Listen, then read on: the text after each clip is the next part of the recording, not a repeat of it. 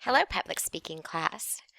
Today I'm just going to go over researching. This was one of the lectures that we did not get to have in class, just to make sure that you have this content before the quiz. So let's get started. Whenever people have to do research for either an informative speech or an essay or a term paper, they generally jump into what they already know, which is what we call personal knowledge. And although you might feel that you're incredibly credible and your friends listen to you, the truth is personal knowledge is not considered credible. It is anecdotal, it is storytelling, it's your opinion, but it's not considered credible, responsible knowledge. The other place that a lot of students quickly go to is for internet research. We can find out anything on the internet. And more often than not, we jump into what we call a general search engine, which is Google, Yahoo, and Bing. And we type in something and tons of websites pop up. Some websites are very, very good. Some websites are very bad. They just have bad information or they were put on by people who really were not very well informed. That's why I took you to the library and I asked the librarian to show you EBSCOhost, CQ Researcher, and some other librarian suggestions. There's ebooks, which is wonderful because those are actual books that have been digitized. There's Encyclopedia Britannica, there's biographies in context, there's opposing viewpoints, there's Country Watch, there's just so many databases that you can look into that are in the library or online. You can do totally online research, but I would really prefer that you use some of the databases that the librarian gave you. Now, keep in mind you need to have 4 academic database sources for your speech. Beyond that, though, you can utilize other types of information, and so most students go to general search engines, and that's okay for the extra types of sources that you're going to have in your speech, but you don't want to base your entire speech on it. Now, here's the thing. If you're going to use just regular internet sources, you want to make sure that it has a few basic things. You want to check it. And we're going to be checking the authority, the accuracy, the objectivity, the currency, and the coverage of everything that you use from the internet. So let's break these down a little bit. Starting with authority. Well, what does authority mean? The authority means is who put it on the internet? Who is the author? Now, if you use an academic database, it's really easy to find the author, so you can actually say a little something about who the author is. So if you say it was according to Dr. Smith, you can actually tell us a little something about who Dr. Smith is. If you just find a random web page, you need to find out who actually put it online. Look for an author. When you find the author's name, put their name in quotation marks and search their name so that you can find a little something about who they are. That way, when you're doing your speech, you can say, according to Jane Doe, who's written several books on this particular subject. So you kind of have a little bit of background. That also helps you kind of weed out some sources that don't have authors, or the author doesn't seem to be somebody who really is an authority. Again, when you put their name in quote marks, you can kind of search and find some stuff about them, and you can tell us a little something to sort of prove that they are indeed an authority figure. Next, we go to accuracy. Always confirm that the information is accurate. More often than not, people just assume things. Because something is in print does not mean it's real. So always double check your information that you find on an internet source with other sources to verify that you're hearing the same piece of information over and over. If you read it in several locations, at least your odds are a little bit better that it's actually real. But more importantly than anything, don't assume that just because it's in print, it must be valid and it must be real, because that's not true. The next thing you're going to look at is objectivity. And in objectivity is you want to know whether or not the information is biased or not.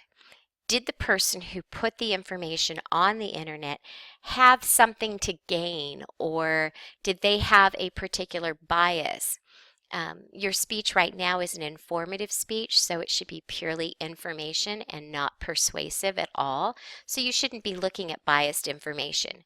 When we get to the persuasive speech, you can look at biased information in order to get different opinions of what we should do or think.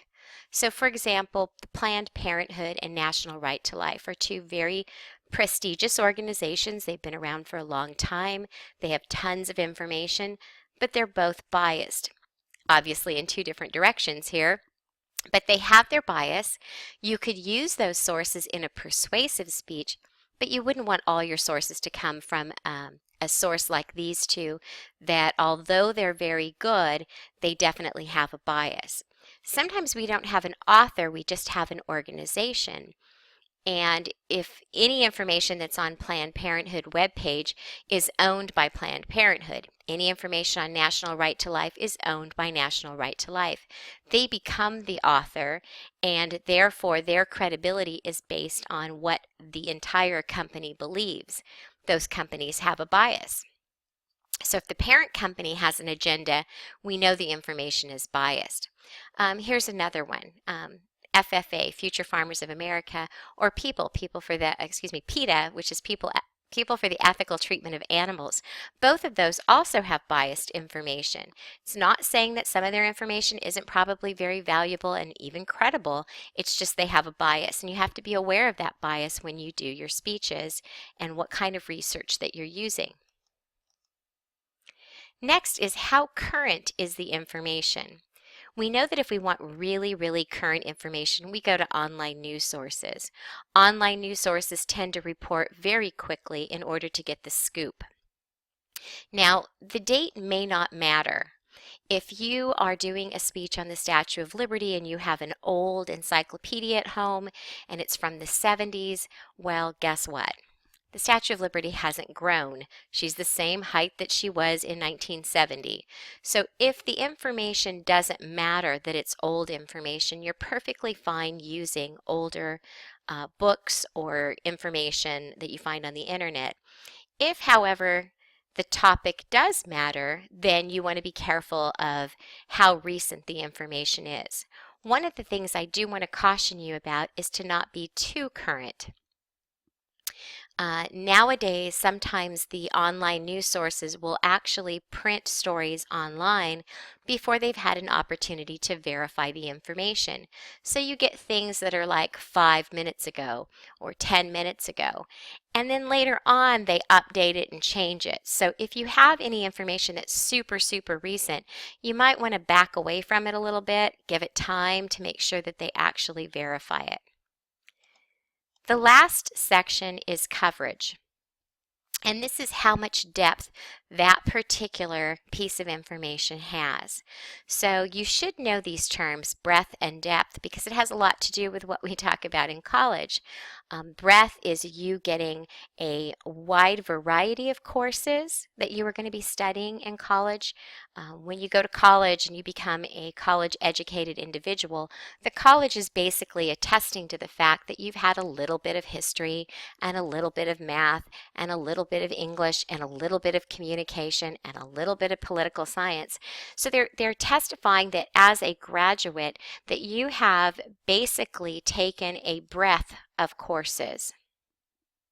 When you pick your major, then you go in depth in that major. So you have breadth of all the topics, and then you pick your major and you go deep in depth into that and you study as many classes as you can in that particular area. So when we look at the research that you're doing, breadth gives you sort of an overview of the topic that you're doing. Depth is very detailed and it gets very specific. Now, what I don't want you to use is don't use an abstract and don't use a review of a book. If you read an abstract, which is a summary of an article, and it gives a lot of information about your topic, then go ahead and read the actual article, or at least skim through the majority of it. It's kind of like watching a trailer from a movie. If you watch a trailer from a movie, it's not the same as watching the movie. Just like when you were in high school and you were assigned to read a book, reading a book is really different than if you just rented the movie and I'll just watch the movie. For anybody who's ever done this before, if you've ever read a book and then you went to watch the movie of the same book, chances are you noticed a huge difference between the content involved. The movie cuts out a lot of things that were actually in the book. The same thing happens with an abstract or a review of a book. So make sure that you look at your sources very carefully and decide which ones you're going to use so that you have really good research.